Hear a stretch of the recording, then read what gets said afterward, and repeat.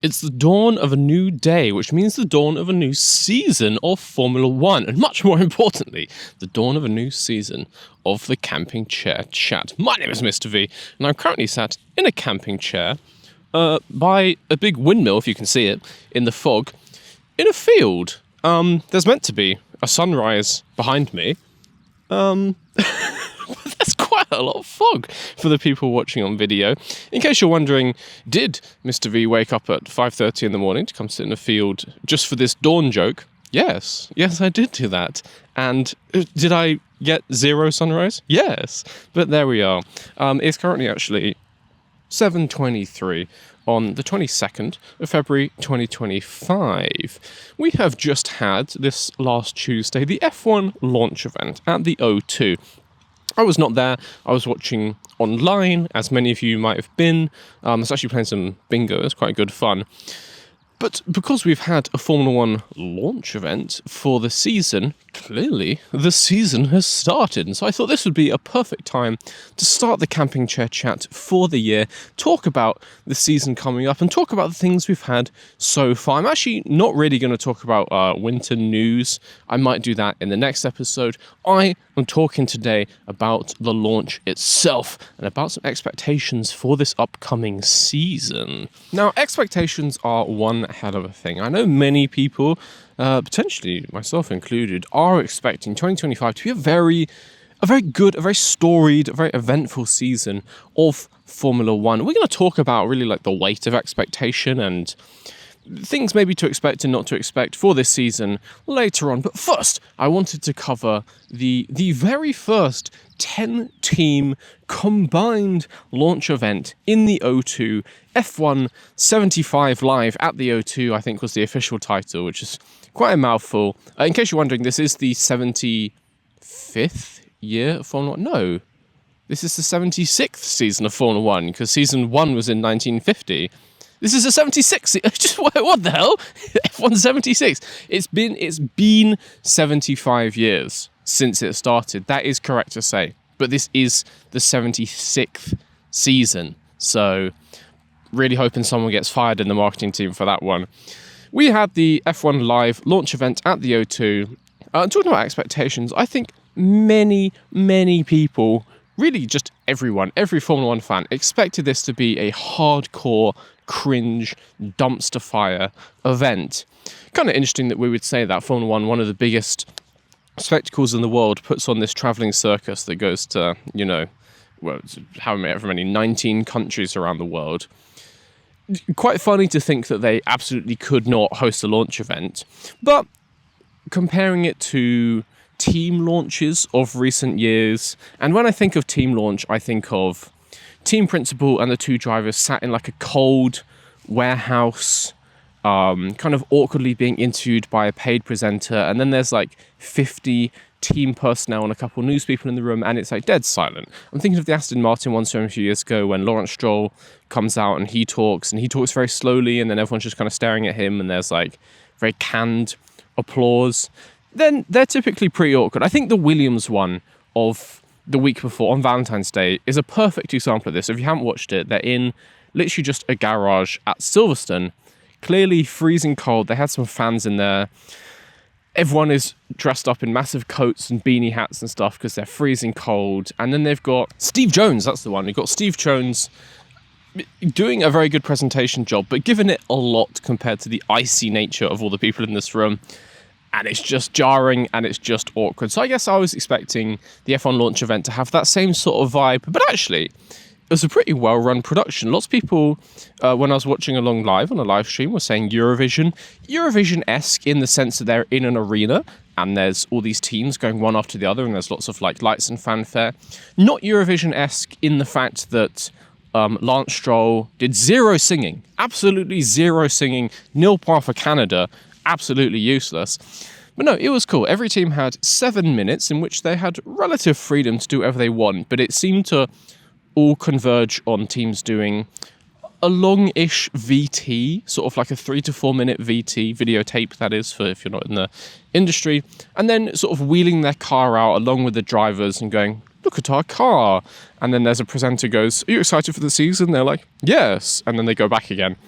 Basically, all 10 teams did some variation of that. Sauber hired loads of drummers. Aston Martin hired a singer. Alpine hired Brian Tyler to sort of do a DJ set, or maybe fake a DJ set. That was... I don't know if that was Alpine. He kind of went before Alpine. They were showing the Alpine logo. It wasn't clear. It was... That was awkward, I have to say. But overall, I think the event was okay. I think it was fine. I think it was sort of justified happening. I don't know if people would pay as much to go again. The base ticket costs were 50 quid, but they got heavily scalped, and so they were being resold for like a solid £200 to £300 at the cheapest, and then some of them were going for well over 1,000. I think now, knowing what it's like, people probably wouldn't pay that much to go again, but for the sort of £40 to £50 price range, I think they could justify having this as a live in-venue event every year. I thought it was fun. It's kind of fun. You know, the teams and drivers get roasted a bit by the host. It's just kind of good fun. So, would I be unhappy to see it again next year? No. Thought it was all right. Please continue, Formula 1. More like this. Obviously, the big thing of the F1 launch event was seeing all the liveries. The teams were not allowed to show a new livery before this event. So even the teams that showed a car before then, Williams, McLaren has some track time, that kind of thing, they had to do a special like testing livery because they had to show their livery for the first time in the event. All 10 liveries, all at once, which obviously means we gotta rank them. We gotta do a top 10. That's just how content on the internet works. In the live chat, I was getting people to give their like initial ratings, and I was giving some of my initial thoughts as well. But now it is Saturday. I've had some time to think about these, so I'm going to go through my now premeditated top 10 F1 liveries for 2025. These may make some people unhappy. I know there are some very divisive liveries in here. The Ferrari one, very controversial for some people. It has white on it. Some people are very unhappy about that. And the Alpine one, people seem to hate the Alpine one, but let's see where it lands in the list. Starting from number 10, I am going to put Steak. The Steak livery, just trash. Just god-awful. I kind of thought it was okay during the event. Upon reflection, it's not okay. It's not okay. This is garbage. For those of you audio only who haven't seen it, basically the front half of the car is lime green, the sort of steak kick green, and the back half is black, and actually unpainted. It's carbon fiber. Pretty mid. It's like you've gone into the livery editor in your favorite racing game and just done one of the fade shape effects, stuck it on the front of the car and been like, yep, sorted, done. I've certainly done that before and I've been lazy. It doesn't look great. What looks even worse though is obviously the green at the front is a sticker, it's a wrap, and then the back half of the wrap fades into black to meet with the black carbon fiber of like the engine cover of the rear of the car. But at least in the event, the colouring of their actual sticker material wasn't able to get like a rich dark black, so actually it was sort of grey. So we had this green to grey fade and then a hard cut from a mid grey to black. Just horrible execution, kind of like weak concept with bad execution makes a garbage livery.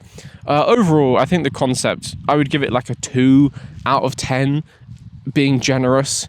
It is like the most basic of basic livery, custom editor liveries you could possibly make. At least it's a bright colour from the front, so on the TV broadcast you are going to spot it. You are going to know which car is a Steak because it's the green one. There's no other compliments to give it here. So 10 out of 10, Steak. In P9, I have actually gone for Williams. The Williams car is just blue. It is just blue. It's still got the Duracell sponsor thing on the air intake. Other than that, it's just blue. And actually, I would say it's a worse implementation of blue than last year. Last year, they had a few different shades of blue, and they were cut up into hard lines, this kind of prismic geometric pattern. This year, it's the same blues, but they've faded them together. They have like a soft transition between them, and it looks way worse.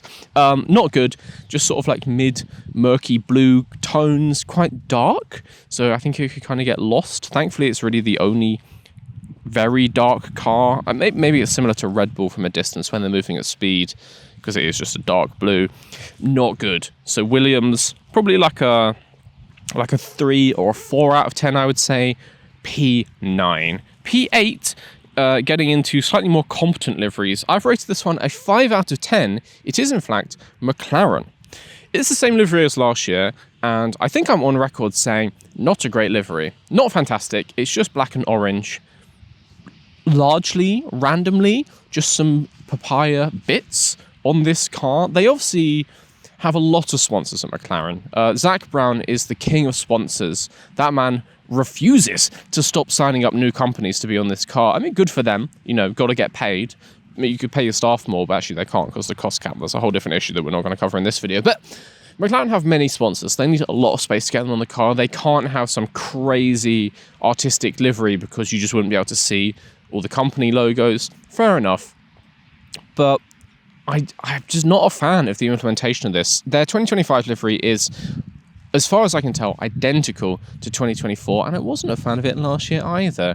You do kind of lose points for repetition, at least in the case of people like Red Bull, who we'll see later in the list. They're repeating something which is a very, very good livery, so even if they get repetition minus points, they still start at a very high level. McLaren starts at quite a mid, sort of meh place. P8 for McLaren. More papaya, less papaya. One of those, it has to be one of those is the answer. Also, I don't know if you noticed, because they were, in their presentation, they said, their whole presentation at the launch event was about like the evolution of McLaren, giving in nods. They brought out one of the red and white cars, the Marlboro cars. I don't know, was it an MP44? I think they might have had like an MP45 on the stage. And then they had a West McLaren, and then they had a Chrome McLaren, specifically the 2007 one, I want to say. And then kind of the evolution to this papaya and black livery. That's fine. And then they had some nods to that. So they had a chrome front wing element. Most of the front wing is papaya, but the front element of it, as far as I could tell, was chrome. Why? That's just why. Didn't look good. Not a fan. Not a fan, Zach. Please open up Photoshop. Try again. P7, I have put Aston Martin. Maybe controversial. Some people are like, but it's a really nice green. I would say Aston Martin is tied with McLaren, but at least Aston is a bit different to last year. And I do prefer the green to the papaya, but they are both a 5 out of 10. So really they're like tied P7, honestly. The Aston one is certainly worse than it has been in previous years. They are British Racing green, but now the entire side pod is black, which doesn't look very nice, and the air intake is kind of awkwardly white for one of their new sponsors. It's just a bit of a Frankenstein around the very nice British Racing green. They've taken what they had for the last sort of 2 or 3 years and just sort of progressively got worse. Which is not great. Yeah, solid concept for Aston Martin. Like, it's a nice colour in the same way that Ferrari every year is just red. But it's a nice colour. Solid concept for Aston Martin, but I will say probably the worst implementation of it we've seen so far. Like, the green is nice. The little lighter green pinstripes are nice accents. But the black side pod, the white air intake above the driver's head, nah, no thank you. Very mid. P6, I am putting Mercedes. Kind of the same story as Aston Martin. The concept is solid. Not the best version of it that we've seen in recent years. It's black, it's silver, it's got the teal Petronas stripe. Yeah, other than that, I will say not my favourite version. I saw Tommy from P1 saying that he's glad that the red airbox is gone. So above the driver's head, it was red for Ineos, and I think there might be a story why that's not there. That's no longer there. But I liked the red. I think it was a nice little flare of colour on an otherwise quite dark car, and that's now gone. It's been replaced by a plain white to sort of black fade, giving it just sort of like a grey blob above the driver's head, and I don't like that at all. On the Ineos thing, I think it's interesting. So there were some stories coming out through last year that Ineos as a company was not paying several sports organisations that they were sponsoring. I think the All Blacks, so the New Zealand national rugby team, probably the most high profile of these, but I think there's a couple others. Obviously, Ineos is involved with various rich people sports, like particularly like sailing, rugby, Formula One, things like this. They sponsor quite a few teams all across the place, and I think several teams have come out and said that Ineos had not been paying their sponsorship dues as per contract. Gonna be interesting if that is affecting Mercedes F1. So Ineos are a sponsor of Mercedes AMG Petronas F1 team, but at the same time they're a part owner. They own some amount of the team. I don't know if it's a full third. I think it might be more like 15%, but they do own some of the team. At the same time, they are obviously a sponsor. They appear on the car. Like Toto Wolff owns part of the team, but there's not a big image of his face on the side pod. So obviously Ineos, as part of their ownership, sponsorship, do have to provide some funding to the team, I would assume. Are they still doing that? Have they been taken off the car last minute as a sort of like kickback from the rest of the team, and that's why we have this grey blob above the driver's helmet on the Mercedes? Going to be interesting to see if they show up again, if they get dropped as like an owner of the team. We shall see. P5, now getting into sort of actually good liveries. Again, a livery that hasn't changed at all, as far as I can tell, apart from some different sponsors. But, you know, it was solid to start with. It is, of course, Red Bull Racing. I, for the life of me, can find no difference to 2024 or 3 on this Red Bull, but, you know, it's solid. It's a nice shade of blue. The yellow accents for the nose and above the driver's head are good. They make the car very distinctive. They got some, like, the red striping down the side, breaks up the shape nicely. It's just a solid livery. They come out of it every year. Imaginative? No. Pleasant to look at? Yes. They do obviously have some new sponsors, and with existing sponsors in the F1 launch event, they were pushing hard to make Orba happen. And I also ranted about this on the stream. I believe that the Red Bull organization have seen the success of the acronym VCARB.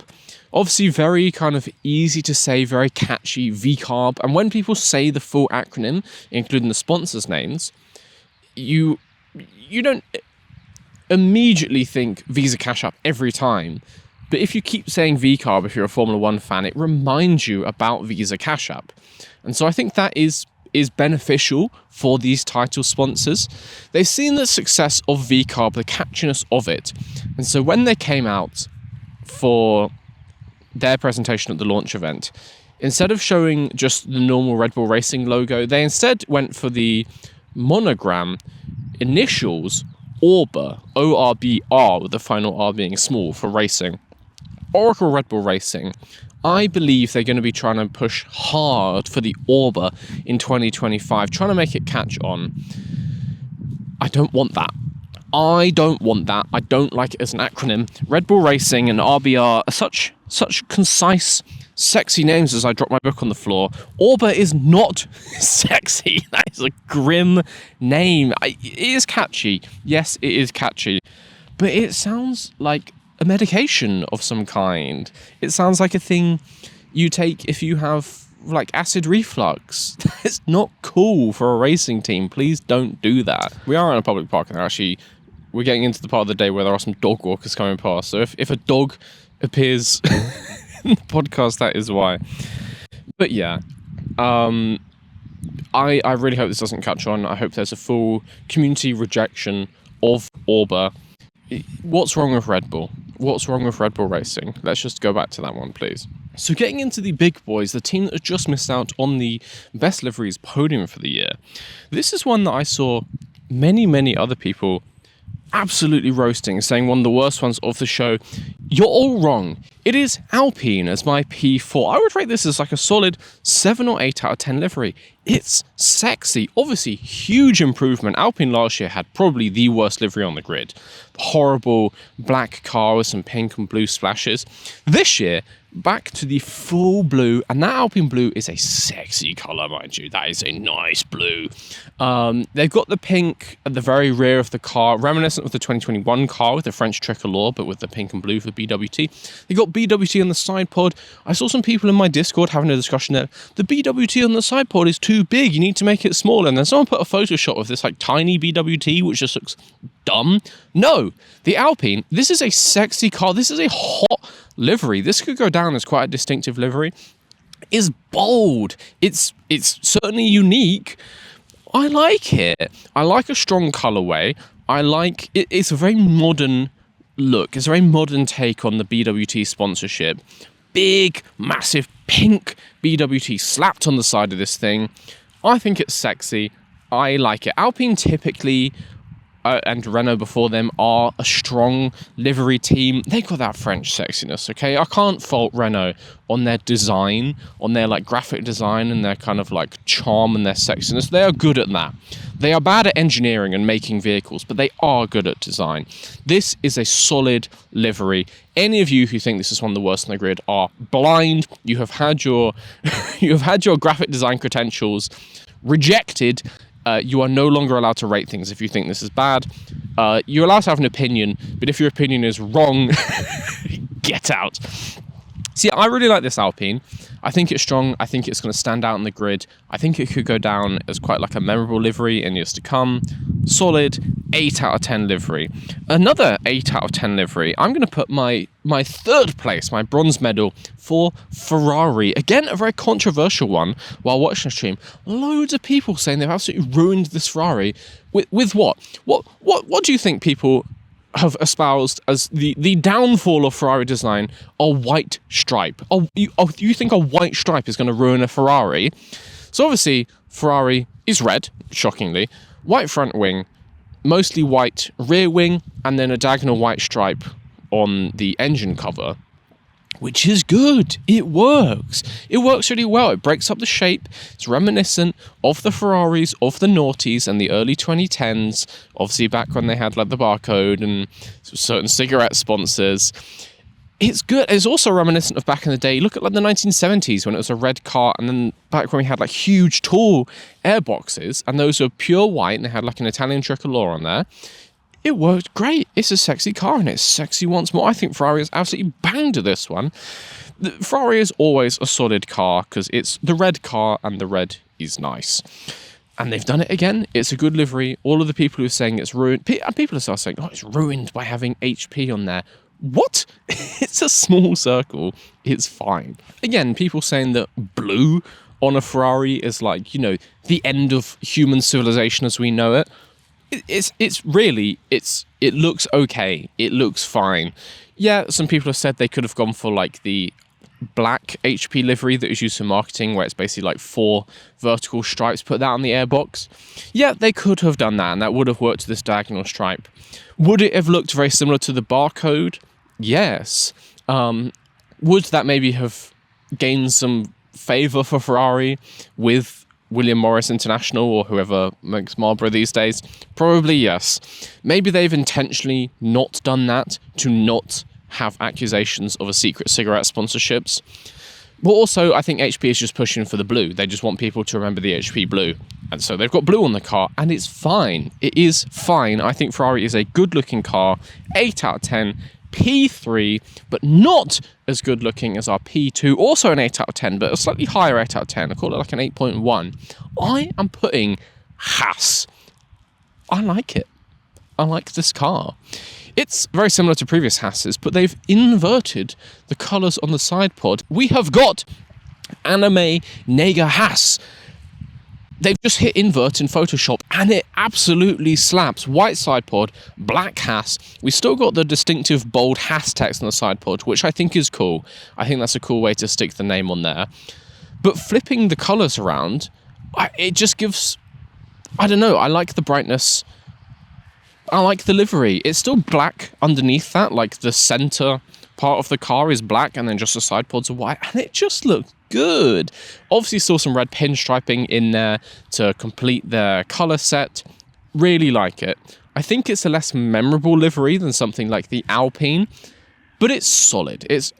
incredibly competent. It's solid. I like Haas. I like Haas's branding because it's just simple. Black, white, red. It's simple. I like it. Would I buy any Haas merch?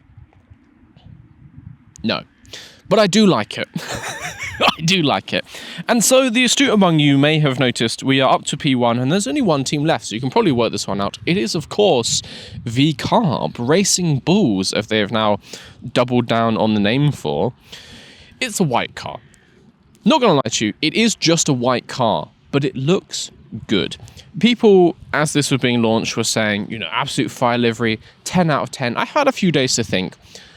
I've come down off the high of seeing something brand new. It's not a 10 out of 10 livery, but it is maybe like a 9 out of 10 livery. It's a nice livery. As we learned in Turkey 2020 and maybe Japan as well, with the Red Bull Racing specials when they did a white one, it's a solid look. And so they've just done that for the whole year for RB. It's nice. It's got the bull fade at the back, which makes me think of when Mercedes had the AMG fade, which I'm all for. I love bold, goofy, campy graphic design. I just think it's fun, and Formula 1 is campy, so make the cars more campy, please. That's why I like the Alpine as well. Anyway, we're talking about VCarb. It looks good. It's also bright. You can't miss it. It is just a white car. Once again, talking about how memorable it is, I don't think this will go down in history as one of the best liveries of all time. Certainly not even the best of this team's history. It cannot compare with the high metallic blue and silver of Toro Rosso back in the day. Nowhere near as good as that. But for this year, because it's so novel, I think it's caught a lot of people's attention. I think by the end of the year, I will probably change my mind and I'll probably put Ferrari and Alpine as the two best looking cars. But for the novel factor, for the freshness, I'm giving our VCarb P1. It is just a white car. Please don't forget that. Please stop saying that they've revolutionized graphic design. It's just a white car. And you're not going to see it much because it's probably going to be at the very back of the grid. And talking about being at the back of the grid, or maybe at the front of the grid for some other teams, I think I wanted to talk in this podcast about expectation, the weight of expectation, and maybe just sort of a bit of caution for viewers, and maybe particularly new viewers of Formula 1. This off-season, there's been a lot of hype for the 2025 season. A lot of people building up this season as it's going to be a banger, building up this title battle between Ferrari, McLaren, Red Bull, all those drivers, between Charles Leclerc and Lewis Hamilton. So I guess I just wanted to talk about expectation in sport and the kind of detrimental effects that can have. I am of the belief that Formula 1 has the ability to be interesting regardless if we have a title battle, regardless if it's a blowout dominant season. You don't need that in Formula 1 because you can have stories up and down the grid. The problem is when people start building up this expected title battle, multiple cars fighting for the lead, the storylines of the old great Lewis Hamilton versus the new challenger Charles Leclerc. If that doesn't happen, people start to write this off as a dead waste of a season, complete failure. People get upset. And so all I'm saying is maybe just temper your expectations. I do believe this is going to be a good season. I do believe the teams at the front of the grid are going to be close on a technical basis. But saying that it's going to be one of the best we've ever had, one of the best of the last decade, the only way from there is down. You can only really be disappointed because unless it's an absolute banger like 2021, say, if you're expecting it to be a 10 out of 10 and we get an 8.5 out of 10, you're going to be disappointed. And so I'm not saying don't get excited, but I'm just saying watch Formula 1 not just for the title battle. Watch it for the storylines up and down the grid, the progression of the rookies, the battle for P6, the evolution of Haas. Will Gene Haas finally decide actually he hates Formula 1? He's pulling out. Look for, what happens to Alpine? Will it get sold? Look for the entry stories for Audi and Cadillac for next year. There's all these other things to be excited for, which are fully independent of what happens on track. So just be cautious of expectation, be cautious expecting Lewis Hamilton and Charles Leclerc to be fighting at the front like 2016 and this massive teammate battle to see who's the greatest there is. Be cautious expecting McLaren and Ferrari to be trading wins. Maybe McLaren just absolutely dominates the season. Maybe Red Bull dominates the season. Think back to 2013. Or let's just say the transition from 2012 into 2013. 2012, for those who didn't watch it, was an incredibly close season. The year before, 2011, was dominated by Red Bull and Sebastian Vettel. But then 2012, the technical levels of the cars at the front really evened out. We had Red Bull, we had Ferrari, we had McLaren. On some other races, we had other challengers getting in there. We had obviously like Pastor Maldonado won a race in a Williams. Who's to say if that was there was a conspiracy there or not? It was very close. All different teams trading wins, 7 winners in the first 7 races. All of these things, fantastic stuff. And then there wasn't really a major regulation change for 2013, so people were expecting the same again. There'd obviously been in the last few races, the battle. It come down to a few people, and there were still 5 drivers in it coming into Abu Dhabi. But I would say it was between Alonso and Ferrari and Vettel. In Red Bull, going into 2013, there are expectations that, like, is this Ferrari's year? Will Alonso win it? With Ferrari, become, one of the drivers to finally swap into Ferrari, do what Schumacher did, kick off a new golden era? No. Absolutely dominant season for Red Bull. And there's always a chance that we get that again this year. Obviously, Formula 1 was very close to end last year. McLaren were the quickest car. Ferrari are right in there. Red Bull had been the quickest. They'd fallen to P3, but they still had the chance to put in good performances and win races, particularly in the hands of Max Verstappen. People expecting that to be the same for next year. Who knows? Maybe Red Bull have invented the triple DRS. Maybe McLaren's mini DRS just comes back and it's kicking. Maybe the flexi wings for the first 8 races of the season before they're banned mean that McLaren is 2 seconds per lap faster. Who knows? Anything can happen in Formula 1, and so just be careful expecting this close title battle. Be excited, get ready for the season, and it's going to be great regardless, but be prepared to be excited for all different things. Be prepared to be excited just for good racing, wherever it may be on the grid, whether it's between P1 and P2 or P13 and P14. Good racing is good racing, really. And so that's my advice for you, the viewer of Formula 1. That being said, I do think it will be a very close season. You can get these big season-to-season jumps in technical levels between teams, and that typically comes with like major breakthroughs. Things like the exhaust blown diffuser, things like McLaren's mini DRS, things like, well, actually not DAS for Mercedes. Mercedes in 2020 obviously had DAS, and that car was one of the most dominant cars of all time, but not because of the DAS. That was just one of the many things that they were doing very well. But generally,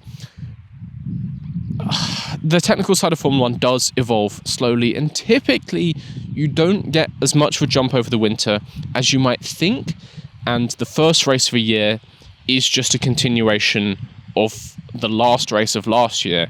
Like if McLaren were quickest at the end of last year with Ferrari very close to them, I would expect McLaren to be quickest in Australia with Ferrari very close to them. Typically these things move slowly, and the winter break is not as long as you think. These cars are an evolution of last year, so I do expect it to be very close. I am excited to see who is quickest, who takes the win in Australia, who gets an early lead in the championship. It's going to be interesting. Do I think it's going to be as good as 2021 or 2012? That we will have to wait and see. I think I'm going to leave that there. A shorter episode of the CCC today, but it's the off-season. We can talk about a bit of a news roundup, MBS, BS, and some of the other changes coming in for 2025 next time, because I don't think there's anything happening this week. It's still a couple of weeks until pre-season testing. So join me next time. Will the camping chair be in a real place again? Perhaps. It depends if I recover from the frostbite from today. Those of you who are listening to this audio only, you're going to have no idea just how cold it looks. It's freezing cold. I'm wrapped up in a massive coat here. I forgot to grab the cargo vroom hat that I left right by the door. I was just carrying a tripod and all this other stuff, so I forgot to grab it. Oh, my head is cold. My body is cold. I can't feel my hands. I am going to go get in a bath. So I will see you next time for the CCC. Thank you for listening. I have been Mr. V, and as always, I will Mr. C you later.